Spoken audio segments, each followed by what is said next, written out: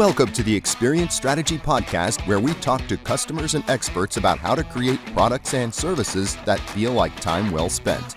And now, here are your hosts, experienced nerds, strategists, Dave Norton and Aranza Savas. Hello, and welcome to the Experience Strategy Podcast. I'm Aranza Savas. And I'm Dave Norton. In this episode of the Experience Strategy Podcast, we're going to go deep into the lived experience of play mode with our friend Michelle Lee. Michelle is the managing director of IDEO's Play Lab and leads an integrated research, design, and development team that bring engaging, interactive, and playful experiences to market. Her Design for Play team builds upon 30 plus years of toy invention, so fun, leveraging the principles of play to connect with people at a deeper emotional level, to captivate, delight, and empower them. And so beyond specializing in toys and kids, Michelle's really passionate about using play to address difficult challenges and to create meaningful change across industries, including responsible digital design and representation in STEM and on and on. So today we're going to dig into Michelle's vast expertise to help us really understand the mindsets and the behaviors associated with play mode and how we as experienced strategists can tap into the power of play with the experiences that we are responsible for creating. Michelle, thank you so much for joining us. Thank you for having me. Really excited to be here to speak with both of you and to talk about one of my favorite topics, which is play. The world needs more play. So any chance to talk about it, I'm here. Yay. Okay, well, let's start there. Why does the world need more play, Michelle? Well, if the last couple of years haven't helped make that really painfully clear, I think we realize that there's so much more to life than just, getting by or just doing our jobs or just, everything that we need for survival, that really people are craving joy. They're craving other people. They're craving experiences that give them opportunities to grow and to learn and to get out there and just really experience the world in new and exciting ways and to even imagine a different future. I think there are a lot of times in the last couple of years that we were looking forward to a day that might be a little bit different, and play lets us imagine that and feel empowered to actually work towards it. Yeah, well said. What drew you to focus on play in your career? Yes. Well, the one thing about play is we're all born with a spirit of play. So as young kids, you can almost say that I've been in the career of play since birth. And I think all of us have had that at some point. And then, as a child, it was always about trying to be really high achieving. And so it was always about, all right, well, what grades do I need to get? What high school do I need to go to? What college? How to do all that? Get a good job. And then at some point I was like, why am I doing this? Is it because someone told me I need to do this? And am I still finding joy in it? And I think I had a few internships in college in aerospace, and some people find aerospace very fun and that's their play spot. For me, it was not necessarily where I found my most playful mindset. And I want to do something different. So I swung all the way in the other direction, entered the toy industry, worked for a few different toy companies where I was very immersed in play. And my main goal was to bring joy to young children. And that's where I found myself to be the most happy, is bringing joy to other people and being in that playful zone myself. And over time, I found ways to bring play to areas beyond toys and kids. And that's exciting. And I think that's really opened my eyes to the need for play, no matter what age we are, what industry we're in.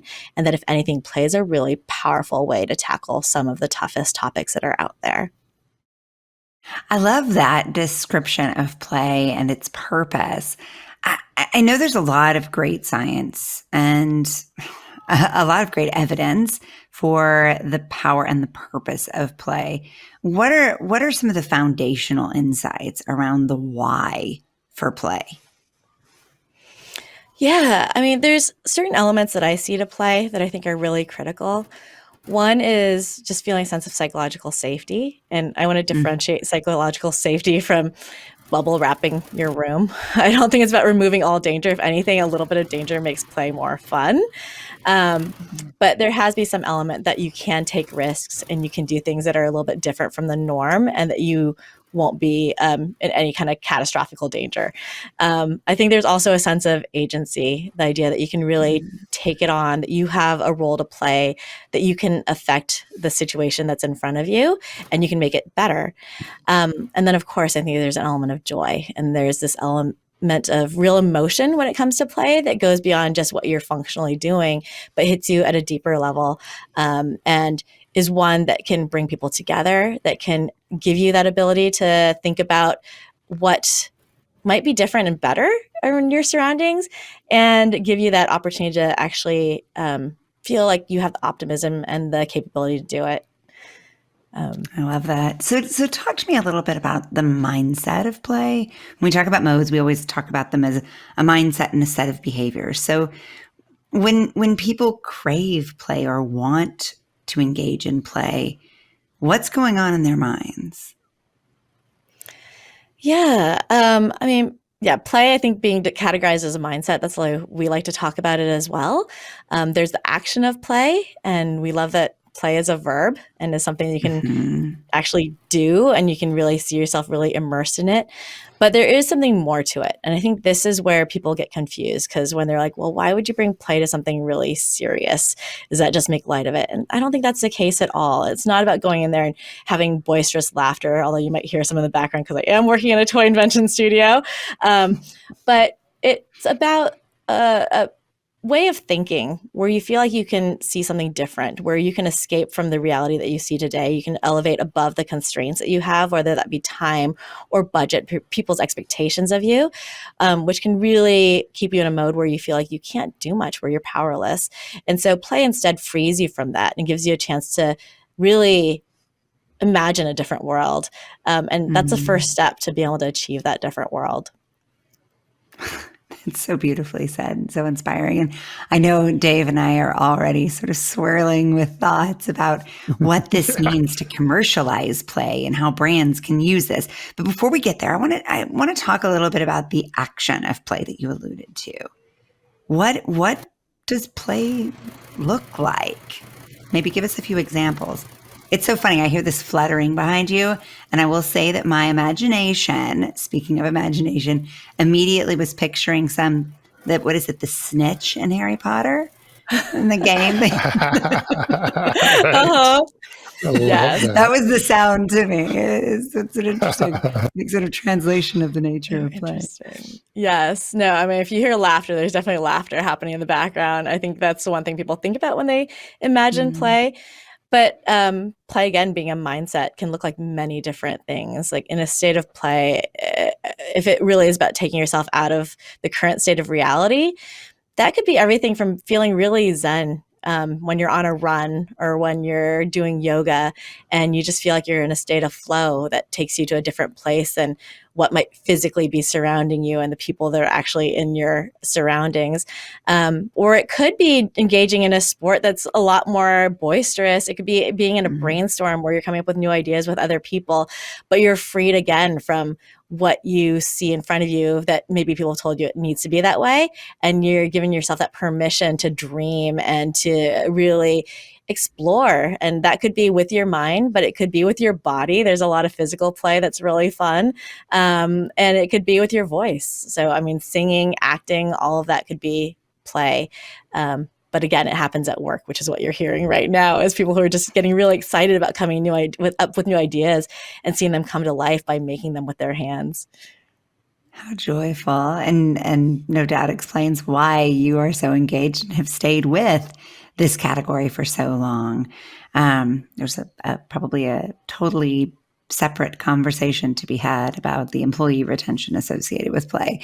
But what are some examples of the ways you've seen brands bring play to life well in experiences for customers? Yeah. I mean, I think it's really interesting. So similar to how people grow up, and when we start as kids, we just play really freely and we get really excited to jump in, and we don't really worry about what other people think of us. And we're just really caught up in that play that we are feeling. And then when we get older, we slip into a point where we kind of feel like maybe we can't play as much. That's the opposite of work. We hear that a lot. And people are less free to play. I actually see that mirrored in the way businesses act. So you'll see a lot of startups that are more playful, and that's what gets everyone's attention. And that's what brings in the talent. And that's what helps them really kind of break out of the box and come up with fresh new ideas that are innovative that the older organizations maybe have not picked up on because they're kind of doing things and they're kind of caught up in their day to day. And so, I mean, you see this in a lot of the early companies. Ones that I think of right away are Lyft, and how initially they had like the big pink mustache in front, and people would get in the car and they'd give the driver a fist bump. Or, the Mini early days, they also had a whole club where when you were waiting for your Mini to be customized, they'd send you these kits with stickers. They'd make you part of their driving club. And that was really fun. And it gave people a sense of identity and belonging, got them really excited to be part of that community.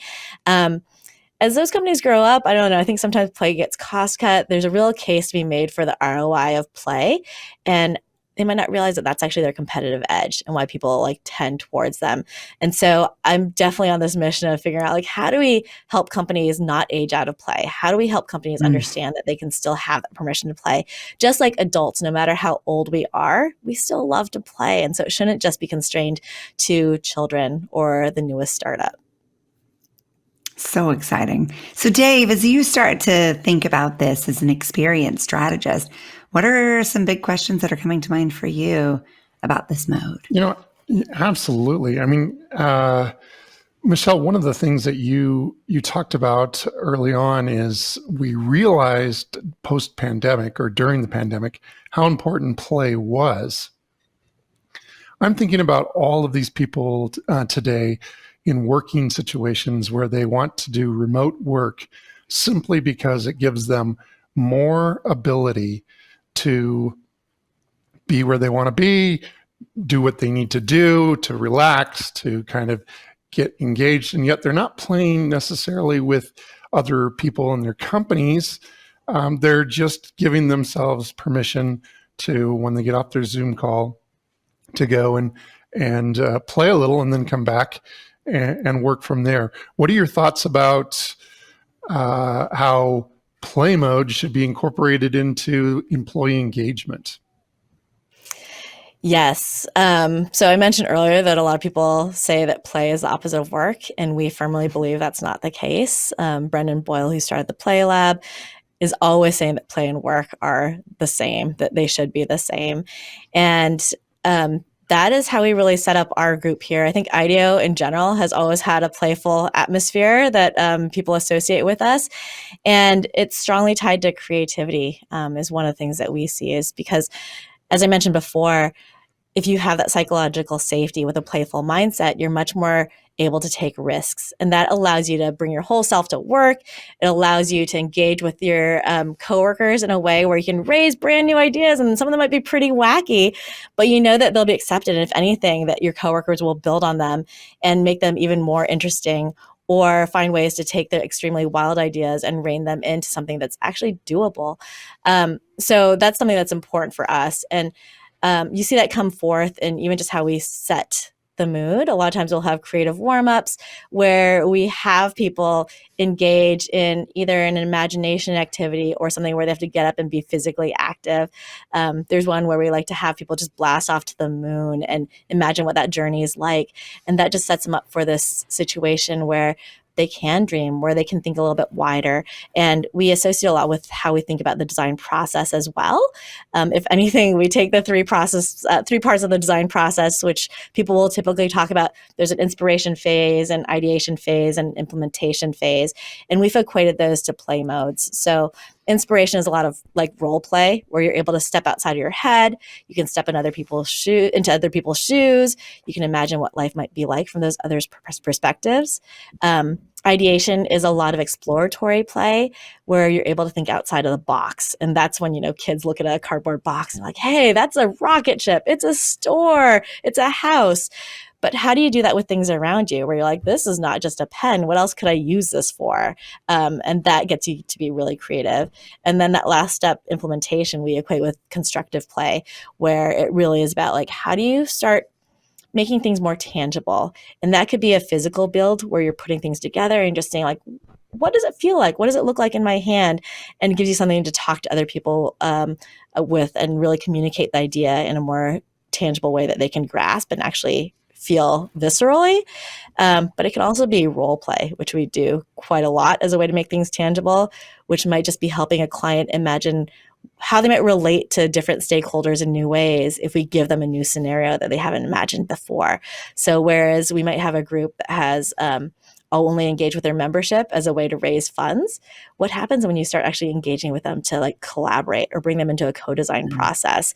If you can actually just set up that condition and have them be like, go, like, I know you have a certain relationship now, but we're going to put that to the side, step into this play space. We're 10 years in the future, and now you can engage with these members in a different way. What does that open up? What does that make you feel? All of that's part of constructive play and making it implementing these ideas. I love it a lot. This is going to sound really crazy, but way back when we used to have these highly facilitated meetings where we would, when companies would hire consultants to come in, the consultants were expected to show up with all kinds of different activities and exercises that they could do to engage the crowd, to keep people going. Then I think there was a real turn that occurred once people started watching The Office, where they were like, these overly facilitated meetings are not all that funny, or they're really funny if you look at them from that standpoint. And so a lot of us backed off on how facilitated we were about the things that we were doing. What I imagine when you're describing this, Michelle, is that we're moving into a place where people come into work principally to engage with others around a specific purpose. And the environment and the facilitation are designed to really help them to engage around that. I imagine that play mode is going to reemerge as being very important as people can choose whether or not they want to work alone at home or come into the office and work alongside someone else for the express purpose of really accomplishing something important. So who knows? Maybe the office didn't kill everything. Maybe there's an opportunity for a new environment, right? That is just as exciting as what we might get if we all worked at IDEO, which would be so much fun, wouldn't it? If we could all work with you guys all the time. Yeah, no. An environment built for play, yeah. Yeah, no, the office is fun in its own right, but yeah, it gave us a lot to pause at in terms of what does work actually need to be, and what have we assumed was the way work had to be that can actually change. But yeah, no, it's interesting. I think hybrid will be an interesting time when we figure out what is the future of work. And we're still experimenting here. We have a great building. I'm physically in the office. And as you can hear, other people are here too. And last week, we actually brought a bunch of our employees to be in one place here in San Francisco, including a lot of people who've gone remote. And there was so much energy. I think we still have a lot of good energy when we're remote. We found new ways and new rituals to make that work. But there really was so much great bonding time. And I think we got to know each other at a whole different level when we're all here in the office together as well. Yeah. So that goes again to, I think, the intangibles of play. And you mentioned proving the ROI of play. I think so many experienced strategists are going to be curious to understand how you measure that success. Yes. So I think this is one that we are also still trying to unravel. I think ROI, when you are trying to look at the metrics that have been used before, it is really tricky. Although, I mean, when you think about it, engagement, how do you think about engagement? And you probably see it trickle through in some ways. Whether or not you can tie it directly back to those playful methods, that's another piece. But I mean, definitely, you can look at the number of ideas that are generated in a brainstorm that is more playful, where you hear more laughter. You can look at how much more innovative some of those ideas are and how much they differ from what's already been done or what you see the competition doing. And I think it definitely helps in some of those creative environments. But I think even in other places where it's not, as much on the plate where you have to come up with new ideas all the time, you can see it in retention. Do people come back over and over again? Mm-hmm. Do they feel like they are comfortable being around their coworkers and that they can actually bring themselves to work in a more full and joyous way? Do they stay longer at work because they're not rushing to leave and go home right away because they actually enjoy what they're doing and they enjoy the people that they're around? So I think there are ways that you can look at this and see how that filters through on some of the traditional metrics as well. But you also have to be really, I think, purposeful in how you create those playful conditions and know that you're doing it. And that's something that our team focuses on. This is why we hire game designers and experiential designers alongside more of the traditional design disciplines, is because we are always thinking about, like, how do we set up the conditions for play? And then what do we expect to happen if we set up those conditions? So we think of a play and playful mindsets in terms of transformations. And what is a state that people come into a situation with? What do we hope they leave with? Or if we don't have a planned state, like, what are we surprised by when they come out? Like, do they feel more relaxed? Do they feel more energized? And how is what we did in setting up that playful condition filtering through and leading to those results? Arances, one of the things that's just striking me about play in general is it is a transitional or transitory mode. At least the way, Michelle, you seem to be describing it. You set up these situations to get people to a place where they can be more productive, or they can relax, or so you could transition to a high performance type of state or more of a peaceful type of a state by using play as the mechanism to get you to that place, which I'd never really thought of before until you were describing how you use it. Yeah, and I think that's important because I feel like there's also this idea of just forced play and how that never works. And so when you get people in a room and you're like, we're gonna all like bond and we're gonna dance around and be really excited. And if you think about it, if you watch a child, I mean, there's so many different ways that they play, and it really is about getting lost in this state of flow. And so play is the child who is running around on the playground, skipping rope and making a lot of noise, but it's also that kid who's stacking blocks and really focused and trying to make that tower taller and taller. And it's all because in both those states, they're able to free themselves from what is the thing that maybe they have to do, and they're doing what they want to do. And they're really engrossed with curiosity and really trying to stretch their imaginations, push boundaries, and getting excited when they actually get to something that's new and different. So in terms of the modes work that you're doing, Dave, what should we walk away from this conversation asking ourselves as experienced strategists? I think experienced strategists are way too serious oftentimes about what it is that their customers are going to need to do in order to stay engaged, and how do we keep them engaged over a longer period of time. We have become a discipline that is really focused on net promoter scores and measurement and journeys that try to solve for pain points. That sounds really fun, doesn't it? Our job is to solve for pain points. And I think sign me up. What we need to do, right, just right away, right? I think we need to take a very different attitude and approach toward our customers and try to understand what would be fun for them.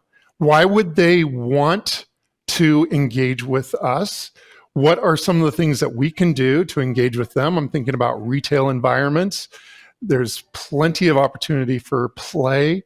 I'm even thinking about banking situations where maybe just a little bit of play gets you away from that corporate speak of welcome to Wachovia or whatever it is that you're supposed to say that presents you as professional.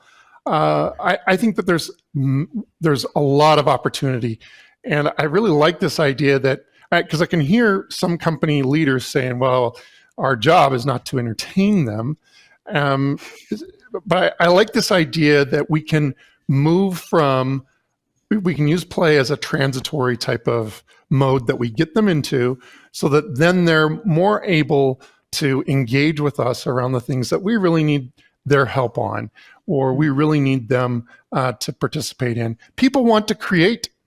They want to create in all kinds of different ways.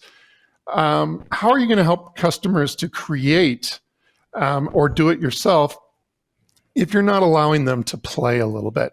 So I just loved hearing what you're doing, Michelle, because I think it's frankly, even though it's very traditional, it's very cutting edge. It's exactly the type of thing that we should be doing right now. Yeah. And I think, Dave, some of the things you mentioned, like just even how you're greeted at the bank, a lot of it's just being really human-centered, which IDEO is known for. But it's important to remember that play is a key part of what makes us human.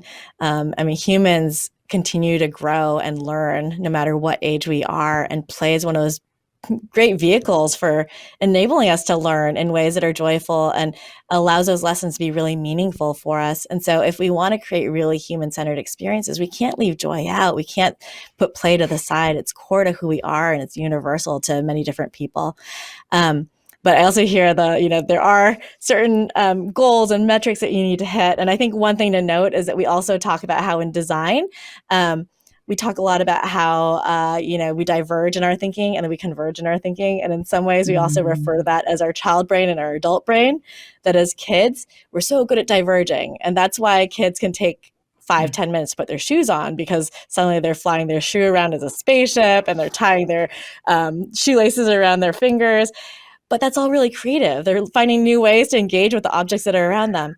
But at some point, you still need to leave the house. So that's when you have to put the adult hat on and be like, okay, let's converge. Like, now that we've had a chance to diverge and try all these different possibilities, where do those metrics come in? Where do those responsibilities come in, so that we can start constraining some of those ideas, figure out what are the best ones and figure out how to implement them and make them real, and then carry them through.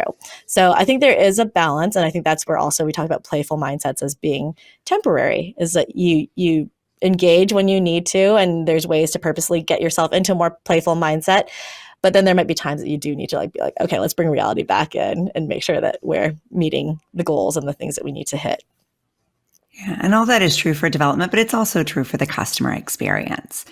I think customers sense that authenticity that comes from an experience that was developed from a mindset of play, and that creates a greater sense of trust, which ultimately, as you said, leads to greater loyalty. And so I think if we can challenge ourselves to let go of all of the editing and some of the rules, we really do open ourselves to create some exciting new possibilities. Mm-hmm. We have loved talking to you, Michelle. As you can see, we're both sort of just bursting at the seams with excitement about the possibilities here. We expect a lot of the folks listening are going to want to know more too. So where should they learn more about the Play Lab? Yes, we have a page up on IDEO.com around play. I can send you the link if there's a place to include that. We'll put that in the notes for sure. Yeah, and that can touch on a little bit about our point of view around play and some of the work that we've done, which straddles many different industries, some that you probably wouldn't expect to see play show up, but have been really hopefully really have benefited from that playful mindset and the idea of how do we think about everything from healthcare to worker experience to behavior change through a lens of play. And how does that, as you said, Dave, really bring that human element and flesh out the experience more versus just focusing in on product details, which sometimes get you to really dry space. So I think play really does enhance so many different experiences in really great ways. Here's to being more unpredictable, having more fun, finding more possibilities. Thank you so much for spending this time with us, Michelle. Thank you for sharing your vast wisdom and experience on the topic. Dave, thank you, as always, for being my co-host, and especially thank you to all of you for listening. We look forward to bringing you lots more exciting episodes in the weeks and months ahead. Reach out to us. Let us know what you want to hear more and less of. We'd love to play with you. Thank you for listening to the Experience Strategy Podcast. If you're having fun nerding out with us, please follow and share wherever you listen to your favorite podcasts. Find more episodes and continue the conversation with us at experiencestrategypodcast.com.